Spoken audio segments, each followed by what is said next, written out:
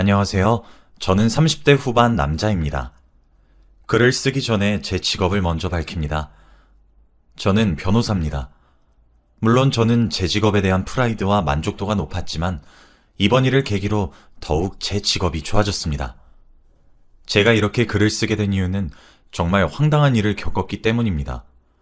지금부터 그 이야기를 들려드리도록 할게요. 지금 제 아내는 저보다 3살 어린 사람입니다. 아내 쪽 회사에서 저희 사무실로 의뢰를 맡기러 오게 되면서 오며 가며 인사를 하고 친분을 키워나갔습니다. 사실 저는 사심이 섞여 있는 쪽에 관심이었어요. 왜냐면 아내를 처음 만났던 순간에 정말 첫눈에 반해버렸거든요. 그렇게 아내와 점점 친한 사이가 되면서 자연스럽게 오빠 동생 하는 사이가 되었습니다. 같이 술도 한잔하고 밥도 함께 하고 그러면서 친하게 지냈고 사석에서는 반말을 하기도 했어요. 아내는 남자에 대한 불신이 조금 깊은 상태였습니다.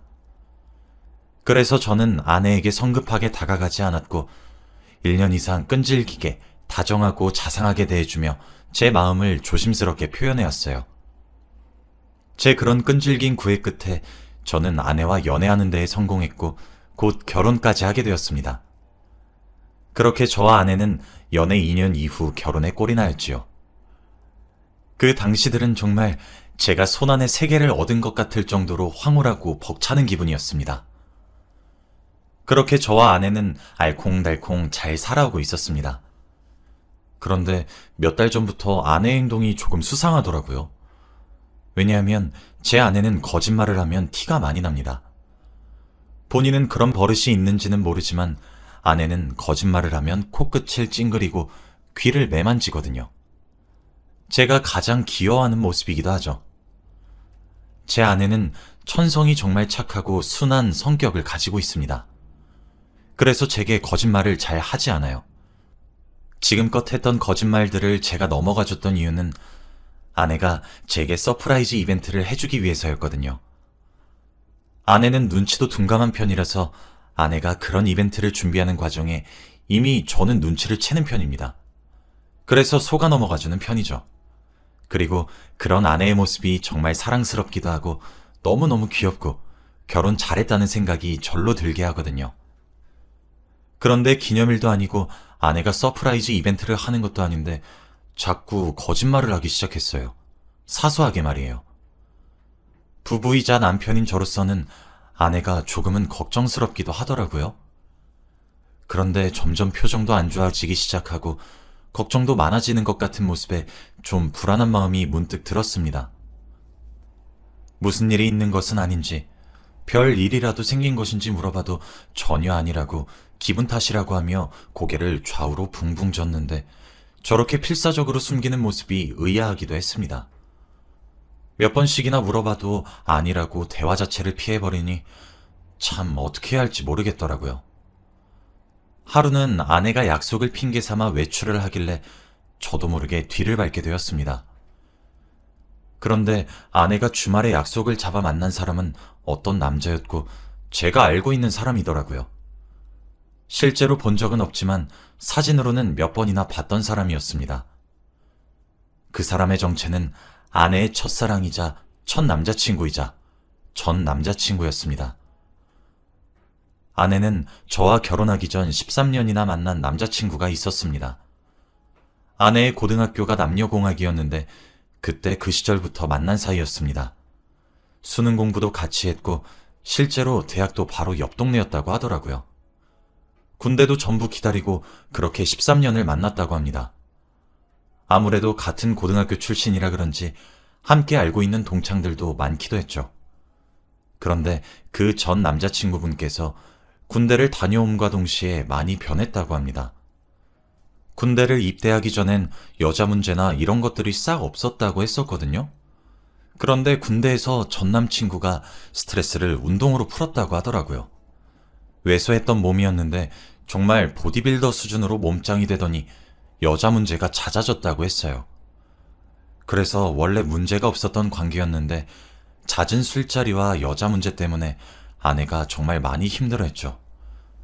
그리고 그 후에도 마음을 제대로 잡고 생활하지 못해서 대학교도 자퇴하게 되었고 상반신 절반에 문신을 그려놓고 그러면서 좀 양아치 같은 생활을 하게 되었다고 했어요. 아내는 아무래도 휴학을 한 번도 하지 않았고 여자라서 군대도 가지 않다 보니 사회생활을 대학 졸업 이후부터 바로 시작하게 되었다고 하더라고요. 그래서 그렇게 번 돈으로 전 남자친구에게 생활비도 도움을 주고 월세도 도움을 주고 그러면서 뒷바라지를 해왔다고 해요. 그러던 어느 날이었습니다. 아내가 하루는 출근을 했는데 오전부터 너무 몸이 좋지 않았다고 하더라고요. 그런데 그날 바쁘게 처리해야 하거나 이런 업무도 없었다고 했어요. 오후에 외근이 하나 있는 것 빼고는 여유로웠던 날이었다고 해요. 그래서 외근으로 처리하는 일만 다 처리하면 바로 퇴근하는 것으로 회사에다 말했다고 하더군요. 그렇게 오후 2시쯤 생각보다 외근이 빨리 끝났고 몸도 좋지 않기도 해서 그냥 남자친구 집에 가서 남자친구랑 시간을 보내면서 쉬어야지 하는 마음에 차를 돌려서 남자친구네 집으로 향했다고 합니다. 그런데 비밀번호를 치고 현관문을 연 순간 어떤 여자가 자신을 맞이했다고 하더군요. 처음에 아내는 현관문을 다시 닫았대요. 자신이 잘못 들어온 줄 알았어요. 그런데 생각해보세요. 잘못 들어간 집에 비밀번호가 맞을 확률은 0%잖아요? 설마 하는 마음에 다시 비밀번호를 누르고 아내가 다시 들어갔다고 합니다. 그 사이에 맞이했던 여자가 아내의 전 남자친구에게 달려가서 자초지종을 설명했는지 전 남자친구가 아내를 반겼다고 했죠. 설명해달라는 아내의 말에 귀찮다는 듯이 아씨 하며 짜증을 내는 전 남자친구의 모습을 보자 아내는 길고 길었던 인연을 쪽내야 된다는 마음의 결심이 그제서야 섰다고 합니다. 뭐든지 처음을 함께했고 오랜 시간을 함께해서 아내는 자신이 끝까지 전 남자친구를 보듬고 가려 했는데 이건 아니다라는 생각이 전 남자친구의 실질적 바람을 목격하게 되자 실감이 나기 시작했고 겨우 헤어질 수 있었다고 하더라고요. 제가 이 이야기를 자세히 알고 있게 된 이유도 제가 아내에게 구애하던 시절이자 오빠 동생 하던 시절에 아내에게 들었던 이야기였습니다. 아내는 자신의 연애 이야기를 해주면서 남자를 2번 다시 믿지 못하겠다, 뭐 그런 식으로 얘기를 종종 하곤 했거든요. 그런데 그 전 남자친구라는 사람을 제게 말도 없이 몰래 만났다는 사실에 정말 제겐 충격으로 다가왔고 말해주길 기다려야 되는 건지 아니면 아는 척을 해야 하는 건지 저는 무척이나 고민이 되었습니다. 결국 그 자리에 나서진 못하고 저 먼저 집으로 돌아왔습니다. 그리고 아내가 들어오기만을 기다렸어요. 아내가 도착하자마자 저는 누구 만나고 왔어? 라고 질문했습니다. 아내는 코를 찡긋거리고 귀를 매만지며 아, 그냥 친구 라며 말끝을 흐리더군요. 저는 솔직하게 말해줄 순 없을까? 라고 물었습니다. 아내는 한참을 생각하는 듯 하더니 이내 한숨을 깊게 쉬고 제게 진실을 말해주기 시작했어요. 알고 보니 아내에게 전 남자친구가 연락을 해왔다고 하더라고요. 사실 그 연락도 꽤 오랜 기간 해왔다고 했습니다. 저와 연애하던 시절에도요. 아내를 그렇게 보냈던 지난날을 너무 후회한다고 한 번만 기회를 달라며 그런 식으로 숱한 연락이 왔다고 하더군요. 저는 아내를 만난 이후 처음으로 크게 화를 내며 물었습니다. 왜 미리 말을 해주지 않아서 사람을 바보로 만드냐고요. 그런데 아내는 자신이 13년이나 만났었던 남자가 있던 사실도 흠처럼 느껴지는데 그걸 다 감싸준 제게 또다시 그 사람 이야기를 할 엄두가 나지 않았다고 울면서 이야기를 하더라고요. 참 순한 사람이라 그도 그렇겠다 싶었어요. 그런데 제가 정말 아내 이야기를 들으면 들을수록 놀라 자빠질 것 같더라고요. 아내는 저와 연애를 하는 도중에도 전 남자친구로부터 오는 연락을 전부 다 거절했다고 합니다. 흔들리지 않았다면 거짓말이었겠지만 적어도 똑같은 실수는 반복하면 안 된다는 일념 하나만으로 그 유혹들을 버텼다고 했습니다. 그런데 저와 결혼을 하고 난 이후에도 종종 연락을 해오기 시작하다가 어느 순간부터 연락을 하질 않더랍니다. 그래서 아내는 그 남자가 정신을 차렸구나 하고 말았대요. 그런데 몇 달 뒤 전 남자친구가 연락이 와서 아내에게 만나자고 했대요. 그러면서 하는 말이 자신이 몸이 너무 좋지 않아 병원에 가서 건강검진을 받게 되었는데 건강검진 결과 대학병원에서 정밀검진이 필요하다는 결과가 나왔다고 했다더군요. 그래서 정밀검진을 받게 되었는데 암에 걸렸고 이미 치료하는데 많이 늦었다는 이야기를 들었다고 합니다. 그러면서 아내에게 한 번만 만나자고 했다고 해요. 자기 인생을 돌아보니까 제 아내가 인생의 절반 정도는 차지하고 있는 것 같고 너무 큰 부분이었다고. 세상을 떠나기 전에 딱 한 번만 보고 싶고 이야기를 나누고 싶은데 그것조차 허락받을 수 없겠냐고 하면서요. 아내를 그렇게 떠나보내고 난 뒤 너무 많은 후회의 눈물을 흘렸고 자책감 속에 빠져 살았고 아내를 원망하기도 했었다고 하더군요. 그런데 자신이 시한부를 선고받게 되는 삶을 살아보니 오히려 아내가 저와 결혼한 것이 천만다행이란 생각도 드는 것 같다며 아주 구구절절 문자를 보냈다고 하더라고요. 사실 저도 오랜 기간의 연애 경험이 있는 아내와의 결혼 결심이 그렇게 쉽진 않았습니다. 한 번쯤은 전 남자친구란 존재가 이슈를 일으킬 것 같다는 생각을 하기도 했고요. 하지만 자신의 목숨을 무기로 휘두를 줄은 상상도 못했던 거죠. 그런데 여기까진 그래요. 제가 이해할 수 있는 범위입니다. 사실 이해가 썩 그렇게 잘 되는 부분은 아닌 것 같지만 그래도 곧 죽을 것 같은 사람의 소원 하나 못 들어줄 정도로 저 모질진 않습니다. 저도 양보해서 이 부분까진 납득할 수 있었습니다. 하지만 전 남자친구는 아내에게 병원비를 도와달라고 했더군요. 아내도 막상 눈앞에서 살이 쭉 빠지고 피부도 까매진 전 남자친구를 보니까 옛사랑에 대한 미련이 아니라 정말 오랜 시간 함께했던 학창시절 친구로서 병원비 정도야 내줄 수 있겠다는 생각을 했다고 합니다. 무엇보다 변호사인 제가 돈을 잘 벌고 있고 제 아내도 만만치 않게 돈을 잘 벌어서 여유가 꽤 되거든요.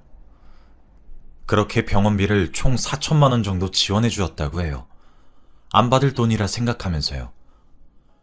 그런데 언젠가부터 동창회에서 이상한 소문이 들렸다고 하더라고요. 아내의 친구들도 아내에게 선뜻 말을 꺼내진 않는 눈치였지만 그렇다고 해서 그냥 넘기진 않는 수근수근거리는 것은 느껴질 정도의 소문이요. 궁금증이 강한 아내가 가장 친한 친구를 붙잡고 소문이 무엇이냐고 물어보니까 제 아내가 전 남자친구랑 불륜을 하고 있다, 뭐 그런 소문이었다고 하더라고요. 아내는 당황스러워서 그게 무슨 뜻이냐고 반박을 했는데 전 남자친구는 아내가 돈 많은 남자한테 시집가서 그 남자가 벌어온 돈 자기한테 생활비로 주고 있다고 떵떵거리며 이야기를 했었다고 전해 들었다고 했어요. 아내는 아니라고 그 사람이 암에 걸려서 치료비를 빌려달래서 빌려준 거였다고 해명했지만 여론을 뒤집기가 쉽지 않다고 합니다. 아내의 말에 대다수의 사람들이 응? 뭐라는 거야? 걔가 무슨 암에 걸려? 라는 반응을 보였다고 하더군요. 아내는 그래서 그 이후로 전 남자친구의 부름에 답을 하게 되면서 갑을 관계가 형성이 되었다고 했어요.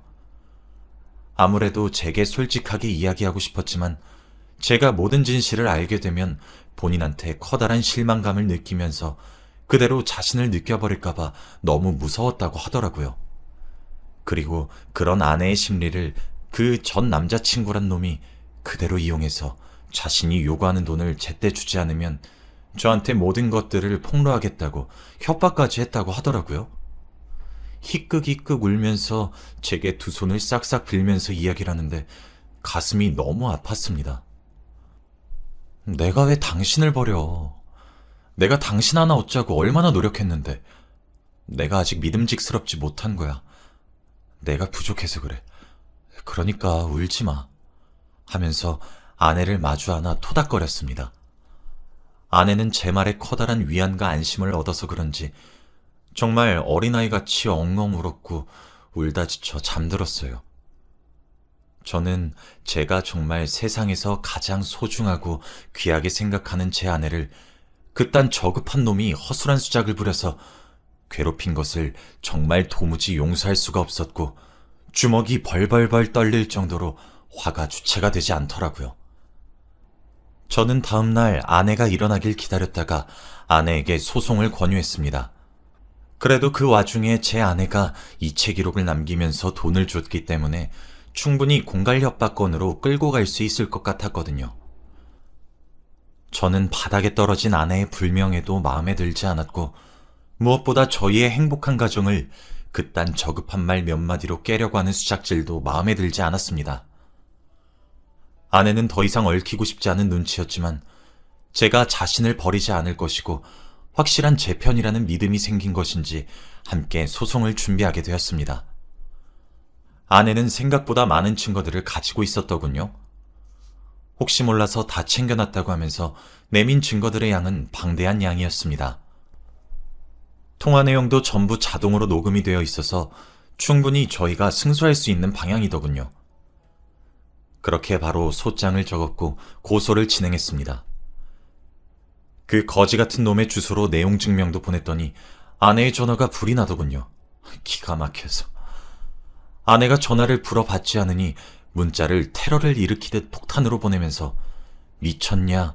당장 고소 취하해라. 네가 이러고도 무사할 것 같냐? 이러면서 참 격떨어지게도 연락이 오더라고요. 그리고 전 그것들 모두를 2차 증거로 삼았습니다.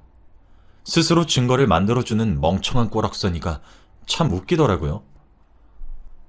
아내가 그렇게 협박에 이끌려 갈취당한 돈은 어느새 1억 2천만 원 정도를 돌파한 상태였죠. 당연히 1심에서 저희가 승소를 하게 되자 그쪽에서도 합의하자고 손을 내밀긴 하더라고요. 저도 제 아내를 그렇게 괴롭힌 놈 얼굴이나 제대로 보자 해서 만났습니다. 그놈은 그쪽의 부모님이 같이 나오셨더군요. 뭐 심은데 뭐가 난다고 그놈의 부모님도 제 아내를 보자마자 하는 소리가 뭔지 아십니까? 네가 어떻게 내 아들한테 그럴 수가 있니? 매정한 년 이었습니다. 합의를 원한다는 입장에서 그렇게 큰 소리를 치니까 제가 참 어이가 없더라고요. 제가 이 사람 남편입니다. 언행에 주의하세요. 제가 내뱉은 이 한마디에 입을 다물면서 그제서야 꼬리를 마시면서 합의를 요청하더라고요. 아내가 내건 조건은 2가지였습니다. 첫째는 동창회에 참석해 공개된 장소에서 자신의 죄를 시인하고 본인에게 정식적으로 사과를 해주는 것이었고, 둘째는 거짓으로 뜯어간 돈부터 협박으로 뜯어간 돈 1억 2천만 원 전액을 갚아달라는 것이었죠. 제 아내가 얼마나 착하고 순한 여자인지 다들 아시겠죠? 정말 멍청할 정도로 착해 빠졌습니다. 옆에서 지켜본 저는 속에서 열불이 나지만 그래도 그게 아내가 복수하고 마음 편하게 사는 방법이라고 하니 존중할 수밖에 없으니 입 다물고 있었죠. 당연히 그놈 부모들은 당연한 소리를 하는 것 아니냐고 얼싸안고 기뻐하는데 그놈이 소리를 지르더군요. 네가 저놈 만나서 결혼만 안 했으면 이럴 일 없었어. 이게 다 네가 나 버린 것 때문이잖아. 네가 날 배신해놓고 이 정도 보상도 없이 넘어갈 줄 알았어? 하면서요. 저 정말 폭력 한 번 쓴 적 없는데 꽹값 청구하면 꽹값 들을 테니 신고해보시라고 하고 합의도 없던 일로 하겠다고 하면서 그놈 얼굴에 주먹을 3대나 꽂았습니다. 다음날 폭행으로 신고를 했길래 합의하겠다고 했고 합의금으로 500만 원을 요청하길래 달라는 대로 줬고 저는 합의를 불발시키고 1억 2천만 원 원금과 제 아내가 이제껏 받은 정신적 피해보상금, 허위사실 유포로 인한 명예훼손죄 등 걸 수 있는 죄목이란 죄목은 다 걸었습니다. 제 직업이 변호사인데 저보다 법을 누가 더 잘 알겠습니까? 당연히 승소했고 그놈은 지금 저희와의 합의가 끝나지 않아 징역형을 살게 되었고 원금도 착실하게 그놈 부모가 갚아나가는 중입니다. 아내의 동창회에도 내용 증명을 보내 아내의 명예를 회복시켜 주었고 그렇게 일이 마무리가 되었습니다. 아마 그놈은 출소 이후에도 동창들에겐 얼굴을 제대로 내비추지 못하겠죠. 그리고 입이 가벼운 동창생들도 이제 제 직업도 잘 알게 되었고 아내에게 실질적 피해를 준 그놈이 철창 신세를 지게 된 것을 알게 되었으니 주둥이 간수도 잘할 것이라고 믿어요. 이번 기회로 아내는 저를 이제 완벽하게 신뢰하는 것 같고 저도 아내를 지켜줄 수 있는 든든한 울타리가 된 것 같아 뭔가 더 끈끈한 부부가 된 듯한 기분에 참 좋은 것 같습니다. 정말 세상엔 별의별 사람 다 있다고 하던데 진짜 제가 살면서 만난 미친놈들 중에 정말 제대로 미친놈이었습니다. 여기까지가 제 이야기고요. 긴 이야기 들어주셔서 정말 감사합니다. 행복하세요.